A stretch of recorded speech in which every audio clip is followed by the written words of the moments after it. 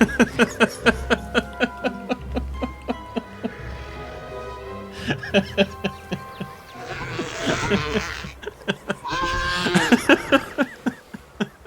folks, this is BestInSlot and welcome back to our Mods of the Week Spotlight series for Jurassic World Evolution 2. And it's a really exciting week. We've got 5 non-dinosaurs to take a look at. A really cool pack. We've got custom animations, no decorations or anything, just 8 brand new species. Very excited to check it all out. Very quick disclaimer, as per usual, quicker than usual. Mods can break your game, they can break your save files. Don't install loads of mods and then uninstall loads of mods and try to load the same save. That's very silly. Install the mod you want, build the park you want, move on with your life, basically. You'll be fine. If mods do break your game, not my fault, not the mod maker's fault, not Frontier's fault. Everyone good? Oh, click my fingers. I'm not very good at that. Everyone good? Cool, let's get started.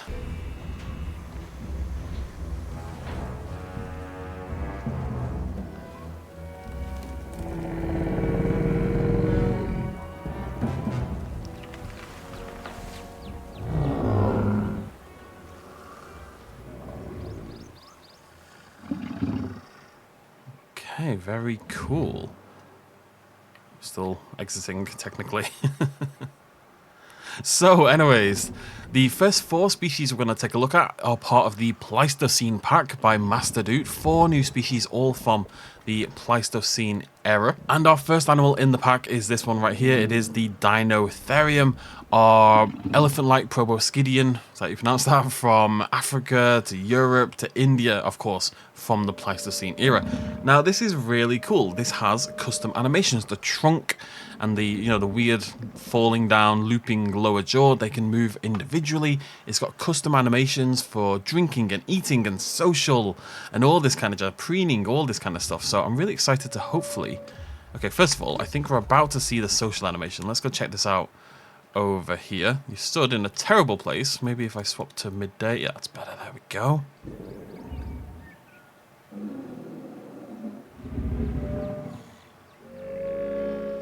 I mean, it's not the most exciting social animation, but it makes sense for the animal. And it looks great. It looks really good. Anyways, let's talk about Dinotheum. So, an elephant-like proboscidean. Definitely not how you pronounce that. That ranged all the way from Africa to Europe to India. Really got around. And it has a really fun history. Or at least I find this bit is a bit of fun history. So, Dinotherium's fossils were discovered a very, very long time ago. We're talking all the way back in the 17th century. And they were discovered by a French surgeon named Mikosus. And he found these large animal bones in a dig site near Lyon. And for some reason, this guy, well, I know the reason, to make money, to scam people, he decided these were the bones of a French monarch. They weren't an animal, they weren't a prehistoric animal, they were a French monarch. And he took them on tour. He took these bones on tour, showing them off around France and around Germany, trying to make a little bit of money, come and look at the bones of the monarch, basically. Eventually, however, he was exposed as a fraud, and the bones were instead given over to the French Natural History Museum. Now, it wasn't until 1829, so we're talking 150 years later, that Dinotherium was named and described. And part of the reason is it was attributed to many, many other creatures. Oh, look how the trunk moves. That's very cool. Part of the reason it's attributed to many other creatures along the way, in particular sea cows. And people thought it might be a giant tapir, which you can kind of see, given the trunk and stuff like that and the shape of the trunk. It definitely has giant tapir sort of vibes.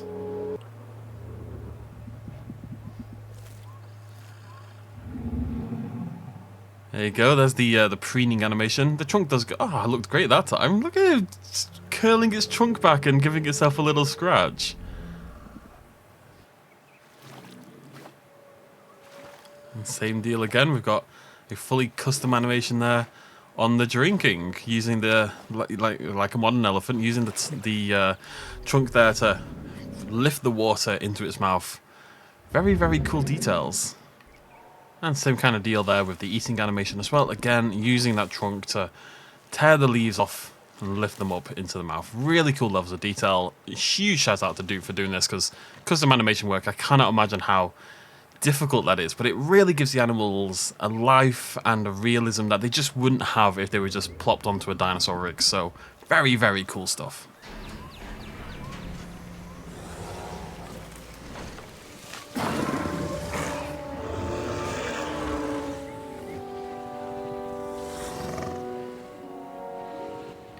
So our next animal is this happy chappy Megalania, a giant monitor lizard from the megafauna of Pleistocene Australia, the largest terrestrial lizard to ever exist, of course, with current estimates placing larger specimens at upwards of 23 feet long.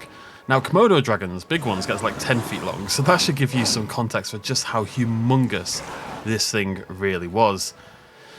Now, the funny thing is, technically, Megalania doesn't exist as a name. Anyway, this is new to me, by the way. I did not know this was a thing. I always assumed the species name or the genus name was Megalania, but that's actually not the case. So the full official name is Varanus priscus. When it was discovered in 1859 by Sir Richard Owen, I should say, he called it Megalania prisca, meaning ancient great Roma, which is a very cool name. However, Megalania, the genus, is no longer considered valid. Instead, it's considered a junior synonym of another genus, Varanus. Basically, Megalania is vernacular, it's casual, it's informal. If you were going to discuss Megalania in a scientific context, you would call it Varanus priscus. Megalania doesn't necessarily mean anything in a scientific context, it's just like the casual name for this completely differently named animal. So that's really interesting that Megalania is stuck in that way without being made official. Anyways, I just thought that was a fun fact. So this is Varanus prisca.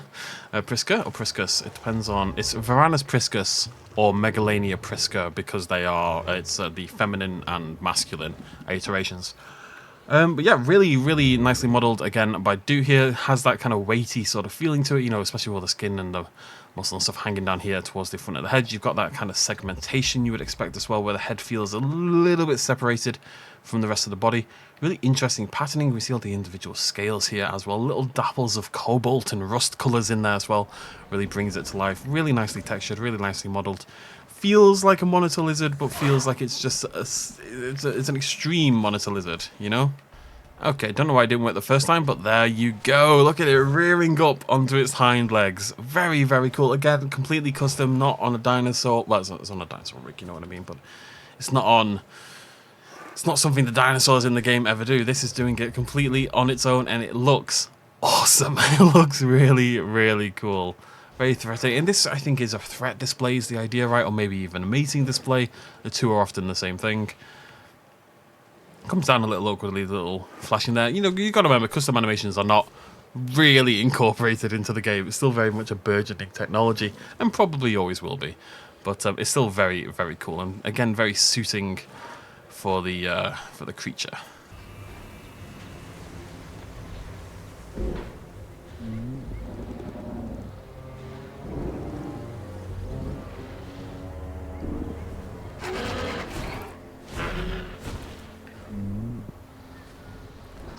Just gonna hop to this one over here. Seems appropriate. So this lovely thing is Dinornis, a extinct moa from New Zealand.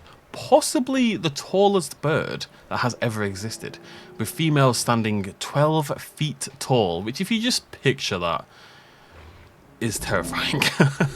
I'm just over 6 foot, and I'm trying to imagine something that's near enough double my height, and it's a moa.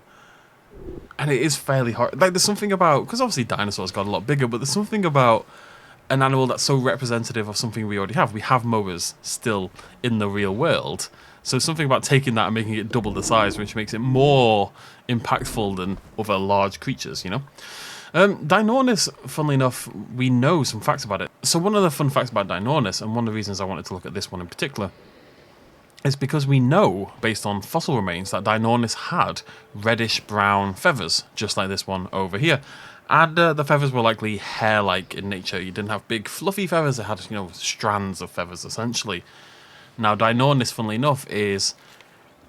Oh, there we go. Oh, look at the pecking animation. Is responsible, directly responsible, that depends how you want to put it, for the existence of Haast's eagle. Now, Haast's eagle is the largest eagle to have ever existed. And it had to grow so large because these moas were its primary food source, and the moa just kept growing as well. The moa got humongous.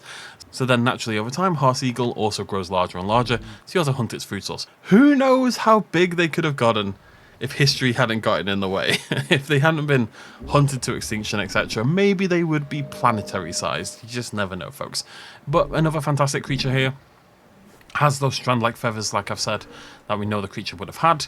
Interesting that it's got little spots as well. There's a theory that the babies would have been spotted or striped or camouflaged in some way to help them hide from those eagles. Has like that little spurt of colour on the crest there, the little slightly longer feathers there just above the eyes. It's reminiscent quite strongly of the Gigantoraptor. It's quite clearly using some of the same skin colours and stuff like that, which is pretty cool. And we've got lovely variety, and it just, yeah, looks really cool. Blends right into the game. I think it fits in really cool. Look at his little tail. I only just little tail. Oh no. It's like it's got a like, mind of its own. That's terrifying.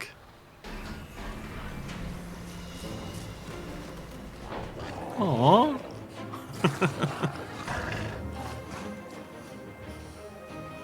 Okay, they're kind of adorable. The final creature of the Pleistocene pack is Mikosus, an Australasian crocodilian. Relatively small, as you can see, as crocodilians go, at about 6 to 7 feet long. There's 4 species of Mikosus, with some of them having extra adaptations, like bulbous back teeth, that could then be used to, whenever you see like round or bulbous teeth, it's usually to crack a shell. It's usually to, you know, open up a crustacean of some description. Now, unlike with the other 3 animals in this pack, all likely hunted to extinction, or in the case of Dinotheum, just had to turn off the food requirement there. Yeah, what was I saying? Oh, here we go. Aww.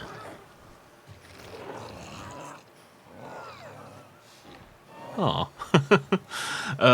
Where was I? Yeah, so that's it. Oh, yeah, Dinotheum wanting to live in the Great Plains, and then forests kind of became a bigger thing, so Dinotherium started to struggle with that, and that's why Dinotherium lasted longer in Africa, where there were more plain lands and less forests, but either way, its habitat kind of disappeared, and also they were all hunted. But with Mikosus, we don't really know. There isn't much evidence for humans and Mikosus sort of getting in each other's way, and it seems less likely that environmental changes, or at least like lack of habitat, you know, it's harder to destroy the Mikosus' habitat. It's unlikely that would have been responsible, so we don't really know what happened to Mikosus. It isn't that old, all things considered, so it's a little surprising it's not still knocking around, but you never know, maybe there's some living in a cave out there somehow. But anyways, that is the Pleistocene pack. Oh, I should talk about Mikosus. Sorry, Miko.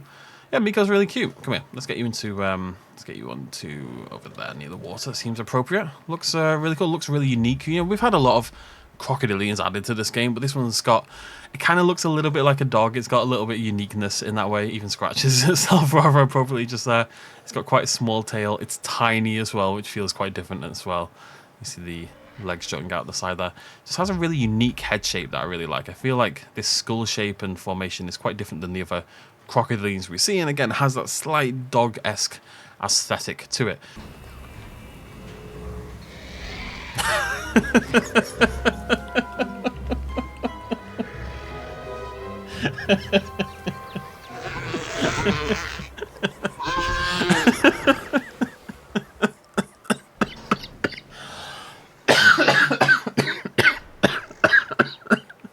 I don't test these, by the way. When I release these creatures, this is the first time I'm seeing them in game. I witnessed them the same time you do, so I didn't expect that exit animation, and then the ones just screaming at the entrance. You know what? It's a little janky, let's not pretend otherwise, but we've got to remember these things, we're kind of just learning to walk bipedally in some ways, so maybe they would be a little janky. And considering it's Evolution 2 and you do have to modify, you have to put it on an existing rig, etc., it's still very, very impressive that it works at all. Oh god, that got me a little bit. Are you about the social animation? I can't imagine that's going to look anything other than monstrous. So, this is Australopithecus by Yossaba. Of course it's by Yossaba. And these are, of course, very well known as early hominins from Africa, which would eventually evolve into other genera of hominins, including, of course, Homo, ourselves, basically. I really want to see a social animation. One sec. You two going to do it? What's going on here?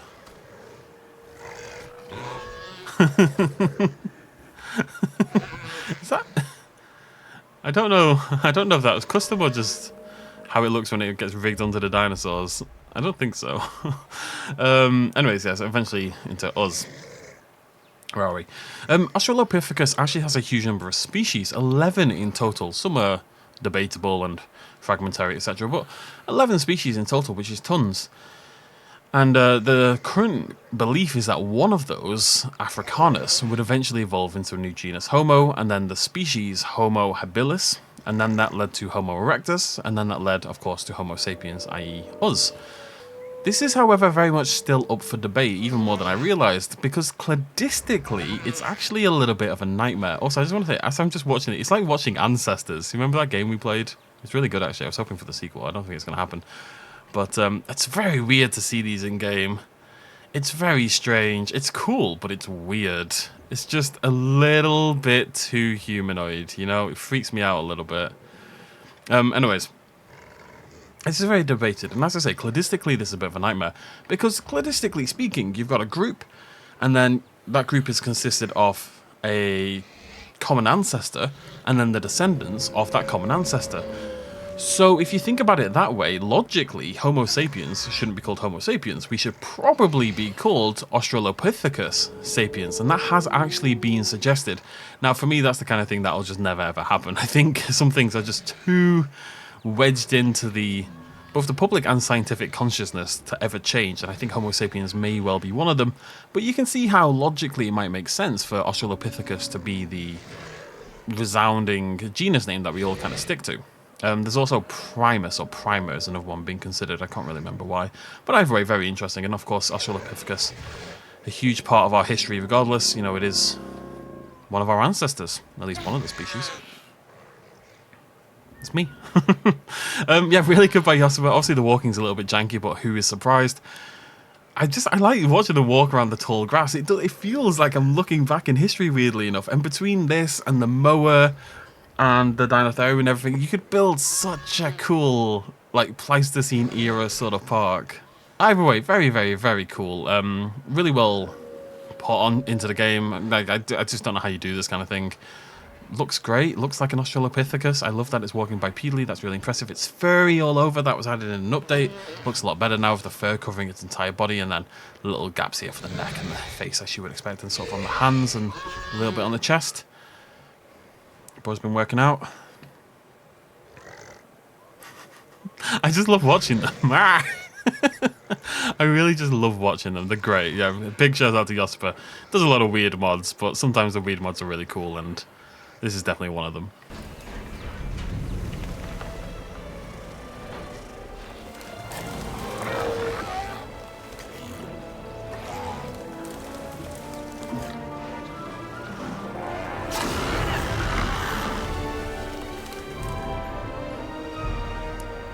So next up we have this fantastic looking mod, a Protoceratops by Hocal1215. Really, really cool looking dinosaur here.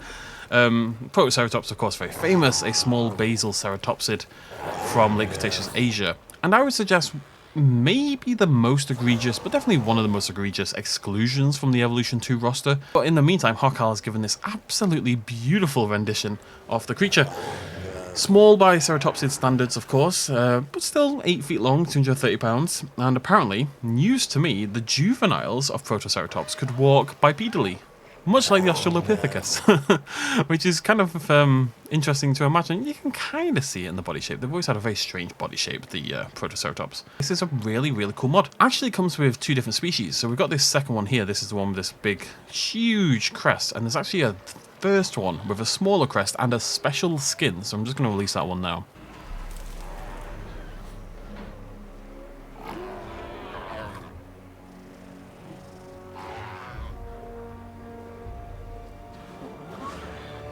Okay, so this one has, at least I think it has, a slightly small, it has a slightly smaller crest. It's very slightly smaller, but it is, I think you can see there, smaller than this one. Actually, the Protoceratops in general appears quite a bit smaller. It's a shrunk down Protoceratops, and this is a unique skin. This is the Play School Definitely Dinosaur skin.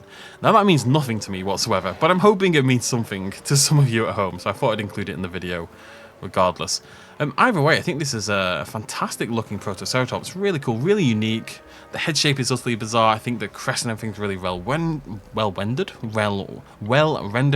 There's a little dash of colour here just at the very front. We've got the jutting out bone at the side.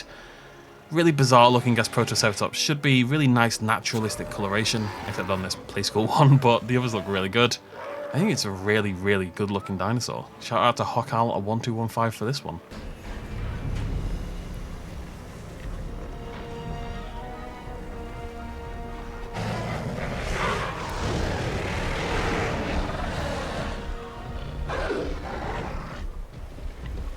Next up we have a beautiful Spinosaurid. Wanted to jump on this one because of the coloration. A beautiful Spinosaurid. This is Ichthyovenator by Sweetener. A Spinosaurid from early Cretaceous Laos. 30 feet long, but still kind of paling in comparison, if we're honest, to the likes of your Spinosaurus. I think it's on the... Oh, I don't know what rig this is, actually. Oh, it's on the Suchomimus. It's on the Suchomimus rig. Paling in comparison to the likes of Spinosaurus and Oxalea and stuff like that, of course. It is, however, pretty unique amongst Spinosaurids because, as you can see if we look down here at the spinal column, the sail, here the raised vertebra, it's got this very unique little boop, little dimp in there. Now you'll see that rendered on other Spinosaurids, but it was actually discovered in Ichthyovenator, and I think it's only confirmed to exist in Ichthyovenator, at least to this dramatic level. You know, that's a very strong dip there in the middle of the sail, and that's an Ichthyovenator special. And it's just a beautiful looking dinosaur. Sweetener always brings their A game. A huge variety in coloration, as we can see already. It's got this kind of thick, chunky quality that some of the other smaller Spinosaurids, you know, we've got the Suchomimus, we've got the Baryonyx. They definitely aren't as thickly built as this one. I'm going to stop talking about being thickly built, but you know, we've got this sort of raised back of the head there. We've got the sail is a lot bigger. We've got the huge paddle tail, big old thick thighs. Really interesting coloration, really nicely modelled, really humongous variety. I mean, look at this. What a unique looking dinosaur that is. Very, very cool. I love seeing these such colourful, well-patterned, larger theropods. This one in particular, brown and green and white. It's a cool combo. It's like a painting come to life, this thing. It really is beautiful.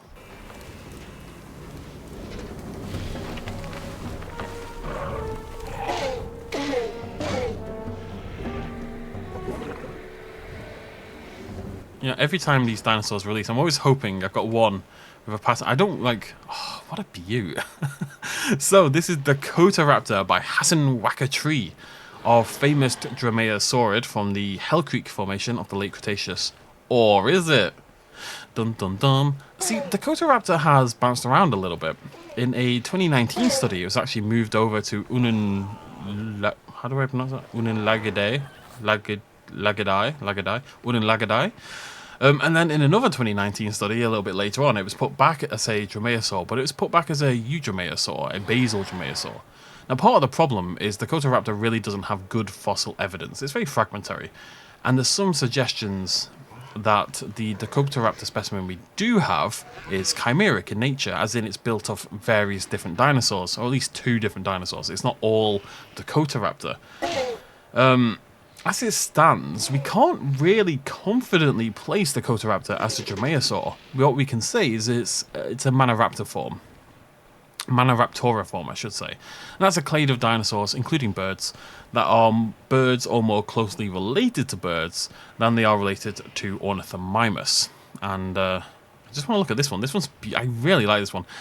Either way, whatever it is, this is a stunning Dakotaraptor. It's really top-notch quality. I love the pattern. This bit in particular, the pattern on the wing feathers here makes me really... I was going to say excited there, but it sounds bizarre, but that and on the tail fan at the back there, as you can see, beautiful patterning. Really, really evocative. It's like the patterning you see on a moth or something like that. I think it works really well. And because the rest of the dinosaur's pretty chill, you know, here it's a fairly standard block over the eye, and then it's a feathering kind of fades there for the snout, and then we've got some sort of double striping along the back, which is nice, but it's so strong there that it really kind of stands out, and I think that's a nice way to balance your pattern making. I think there's a beautiful looking dinosaur, fully feathered of course, over the, as I said, then the snout and sort of the very bottom of the feet. Beautiful long tail thingamajiggy. It's very similar to the Utahraptor, but feels demonstrably different at the same time. I've got loads of variety. You can see this green one here with the blues. And over here we've got the unpatterned version. Kind of looks like a Sesame Street character because of the combination of colours there. Not the best of the bunch, but then this one a lot more chill and naturalistic as well. And then this one's beautiful. Yeah, really, really cool stuff by Hassan Wakatri. Probably my favourite dinosaur I've seen from them so far, and that's a high bar. They've done some fantastic work. There he goes. Right, thank you very much for joining me, ladies and gentlemen. Oh, if you enjoyed this video, please do throw me a like down below. Remember, you can download all of these mods at the links down below in the description as well. Definitely go give this mod all the love in the world, because God knows it absolutely deserves it. There's some incredible new species here today across the various 5 mods that we've linked. And yeah, I really hope you enjoyed the video. Go give them some love, give me some love, give everyone some love. Love is great. Thank you for joining me. Cheers much of as always. Bye-bye.